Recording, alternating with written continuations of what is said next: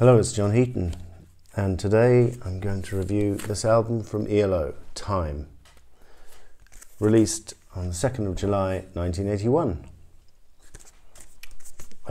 It's actually one of my favourite ELO albums. I know a few of you out there, it's your favourite. Right now, I think it is just about my all-time favourite, because I haven't overplayed it in the same way as I've overplayed Out of the Blue and New Old Record. So it's relatively fresh and probably undiscovered outside the main ELO fan base. Great cover concept. And this whole album is about time travel. And I think it was the first album to be dedicated to that concept, which is interesting. Well, they're down to a four-piece. Well, they had been down to a four-piece on Discovery already, although there were strings featured on that album quite heavily. Here, from what I can gather, I can't detect many strings at all other than keyboard-driven strings. So the four-piece is the same as on Discovery and had been this lineup, the core lineup, since 1976. Richard Tandy on keyboards, Bev Bevan on drums, Kelly Graucut on bass and backing vocals, and Jeff handling all the lead vocals and the guitar work and the keyboards. This album was recorded in Munich and also the Polo recording studios in Stockholm, which was the same studio where ABBA recorded their last three albums, Voulez-Vous, Super Trooper and The Visitors. So I think, this album was recorded around about 1980, early 81. They could well have bumped into each other at that particular studio in Stockholm. Other people, it's actually said that this is their most influential album because it set the tone for a lot of similar type sounding albums. Steve Winwood said he was influenced by this, and a lot of younger bands, I think, were influenced by the sound. At the time this album came out, that kind of electronic sound was all over the airwaves, and I remember not particularly liking that particular style of music, and for years and years some of the tracks on here didn't appeal to me too much for that reason. But with the passing of time, I think even those tracks, and I'm talking particularly about the first two tracks on side one, I think they're very decent ELO tracks. I mean, if not, I'll come to the tracks in a minute. Just want to mention the videos for this album. The only big hit was Hold Me Tight, but they made videos not only for Hold Me Tight, but Here Is the News is a hilarious video with Jeff Lynne playing the role of the newscaster and the rest of the band taking endless phone calls and shuffling paper and stuff. And if you look carefully, Mick Kaminsky, who's the violinist who was on Out of the Blue and New World Record, and I think El Dorado as well, he's visible in the video, and he's also visible in the video which they made for Ticket to the Moon. And there is a video which I saw on YouTube for The Rain Is Falling, but it didn't feature members of the band. I'm presuming it looked quite an expensive video, so I'm presuming it's an official video, but if it's not, it's a very good job someone's put it together, because I don't actually remember that video from the time. Don't remember Rain Is Falling being a single, or not in the UK anyway.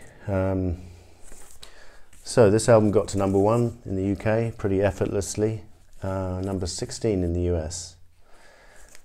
So here's the band and the lyrics and this picture of the futuristic looking building. I'm not sure where that's taken, somewhere in the US of A, I presume.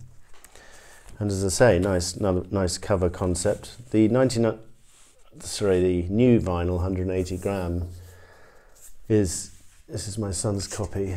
It's the cover is spanking new and great, but rather disappointingly they forgot to include the lyric sheet on the inside, so that was a bit naff, I think, because when you buy new vinyl you fork out quite a lot of money and you expect that kind of thing, I think. But anyway, that was because the lyrics were included in the new vinyl of Out of the Blue and New World Record, so a bit surprising. Anyway, so to the songs. As I say, this album starts off with a kind of prologue, and then it launches into two upbeat numbers, Twilight and Yours Truly 2095, which are kind of upbeat electronic numbers. And as I say, for years I didn't really care for these numbers, but listening to them more recently, I like the subject matter, talking about travelling to the future more than 100 years from now, and that kind of thing. I don't think this track, Twilight, is as effective an opener as Turn to Stone, for example, or Tightrope. Although I think it does work better than maybe the disco-ish leader from Discovery, Shine a Little Love, which was a little bit too, trying to be too disco-y in my opinion. I remember being a little bit disappointed when Shine a Little Love came out as a single, as a big follow, the first song from Discovery. Anyway, back to this album. So these first two tracks, there's nothing wrong with them. They rock along quite nicely. They are very much keyboard driven, if you don't mind that kind of thing. But I think the first moment of magic on this album is Ticket to the Moon. Just right from the first line, when Jeff comes in with the piano. I remember the good old 1980s when things were so uncomplicated. Although as a lyric, that's quite amusing, because the last thing I look back on in the 1980s is with any affection, really, music-wise. I think a better line would be, with hindsight, remember the good old 1980s when music was so overrated. Anyway, the tune is gorgeous, the singing is gorgeous, and it's a great arrangement. And if it's not strings on this song, it's something sounding very much like strings. Because if I look on the credits, I can't find any strings or orchestras credited. Just keyboards.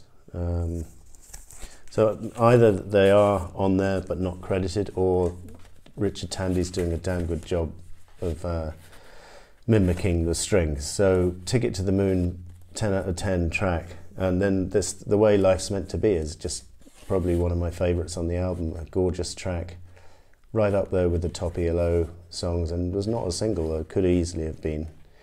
And a great kind of guitar solo in the middle where Jeff's playing the low notes. I love that bit. And great backing vocals.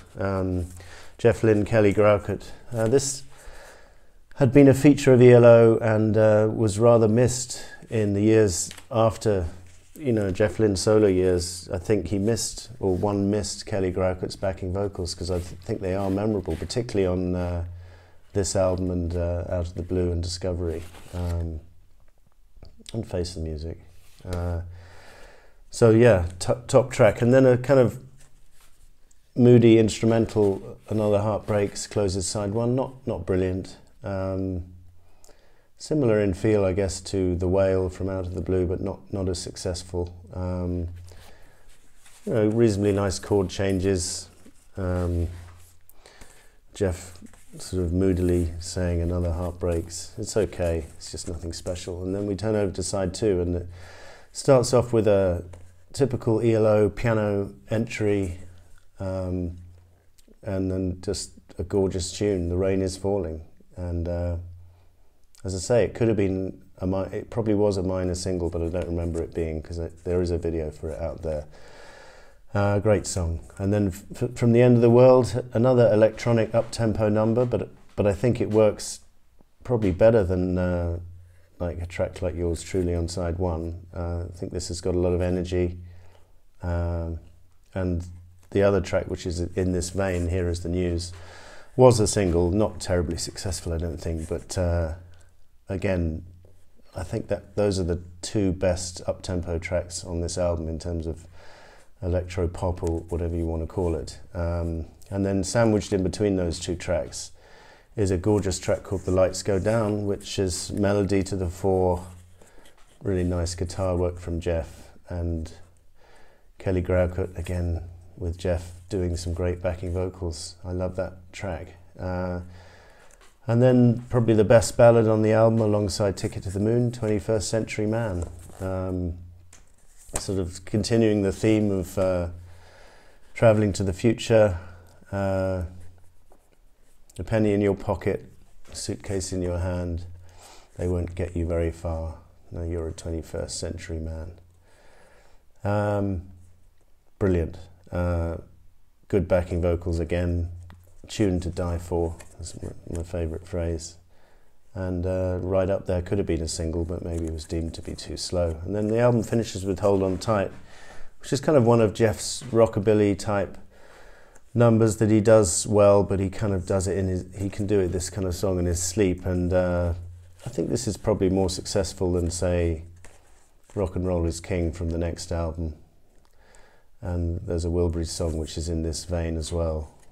So he's done it a bit too much to death, I think, this concept.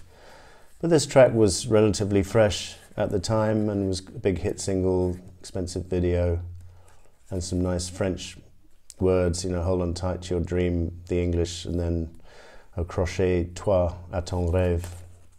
He sings a whole verse in French, actually. So Jeff was asked, you know, did this guy really go into the future or did he just dream it? And he says, I'm not sure. I should know, but I don't.